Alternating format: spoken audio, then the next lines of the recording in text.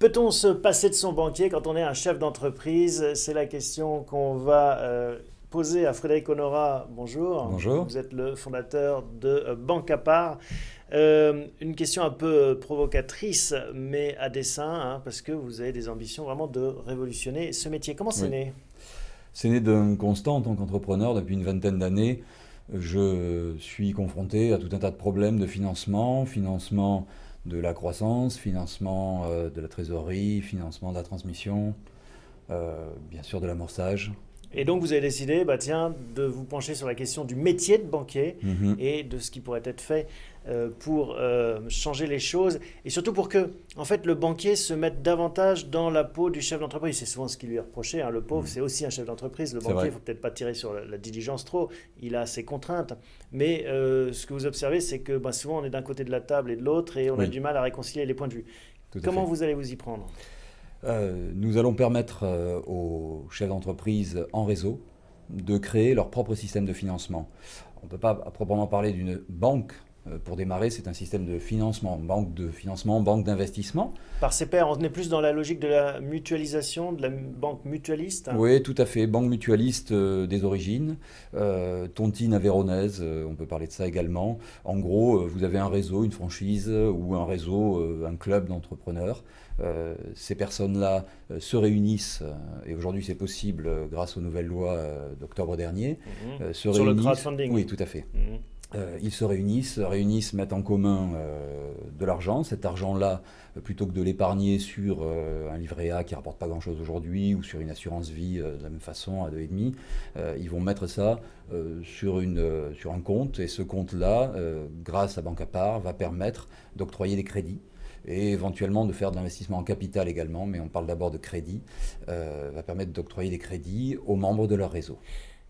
L'idée, c'est de gagner de l'argent par ce biais ou plutôt de renforcer son écosystème, donner un coup de main à des jeunes qui se lancent, accompagner ses pairs. Oui, l'idée c'est de remettre l'argent au service de l'entreprise, au service de la stratégie de l'entreprise. Aujourd'hui, le monde de la finance a ses propres logiques, qui ne sont pas forcément celles de l'économie, alors on parle parfois de Mhm. l'économie réelle, Mhm. qui ne sont pas forcément celles de l'entreprise, qu'elle soit grande entreprise ou PME, TPE. Et de ce fait, on a du mal à faire financer certaines choses. Certains réseaux, parmi nos clients, ont du mal à financer les jeunes qui voudraient racheter quelqu'un qui part à la retraite, voudraient racheter l'entreprise de quelqu'un qui part à la retraite. Le banquier peut être un peu frileux parce qu'il n'y a pas d'antériorité sur le jeune, Oui, etc.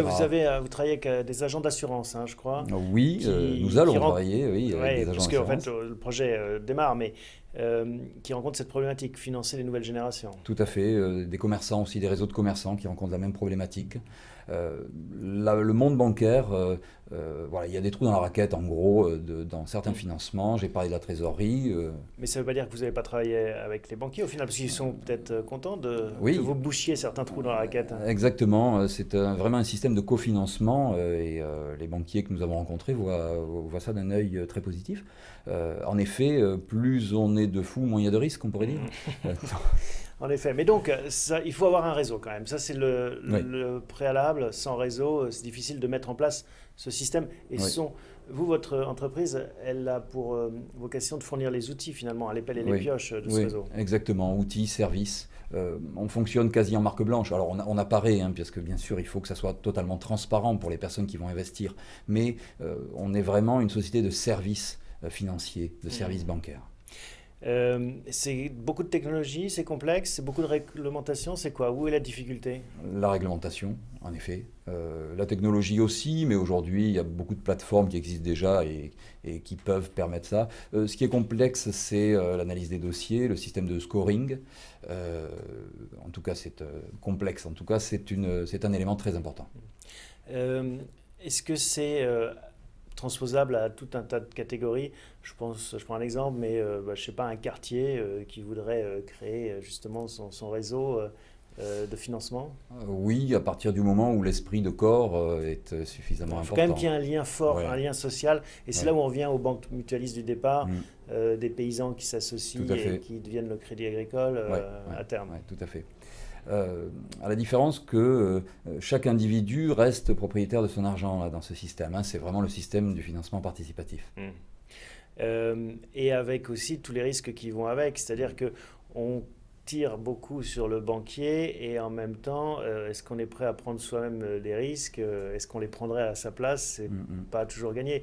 Il va falloir faire beaucoup de pédagogie, j'imagine, pour accompagner ces financements. Oui, mais au-delà de la pédagogie, c'est surtout mettre en place un système de validation de la personne qui va être financée. Et ce système-là... Le scoring, et on revient oui, aux critères des banquiers. Mais justement, là, nous, on rajoute un autre critère que les banquiers ne peuvent pas mettre en place, c'est une validation par les pairs. Et vous avez dans tout groupe, dans toute communauté, vous avez des gens plus actifs, qui ont plus de recul, et ce sont ces gens-là qui valident avec nous, bien entendu, les dossiers. Frédéric Honora, où en est ce projet alors? Parce que là, vous y avez réfléchi, vous en êtes où? Alors, nous sommes partis d'une expérimentation. Donc nous ne sommes pas partis d'une idée, ou en tout cas l'idée s'est très vite transformée en expérimentation avec des réseaux donc, de clients potentiels avec lesquels nous souhaitons lancer officiellement en septembre. D'accord. Et pour l'instant, vous êtes dans une phase d'amorçage, vous cherchez de l'argent? Tout à fait, oui, on cherche de l'argent. Il faut faire appel au réseau des entrepreneurs. Oui, on a déjà pas mal de... propre dog food. Oui, tout à fait. Bon, on a déjà pas mal de levées de fonds, mais... on veut essayer d'aller vite et bien. Donc, vous cherchez combien? À peu près 1 million, 1,5 million. Vous étiez entrepreneur vous-même, hein, oui. Auparavant dans les nouvelles technologies. Tout à fait. Vous en avez souffert de cette relation avec le banquier?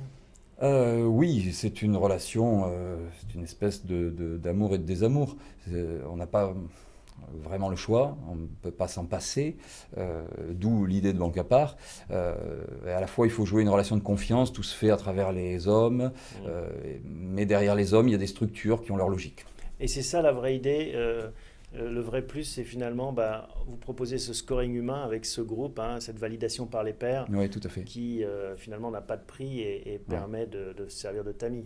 Oui, tout à fait.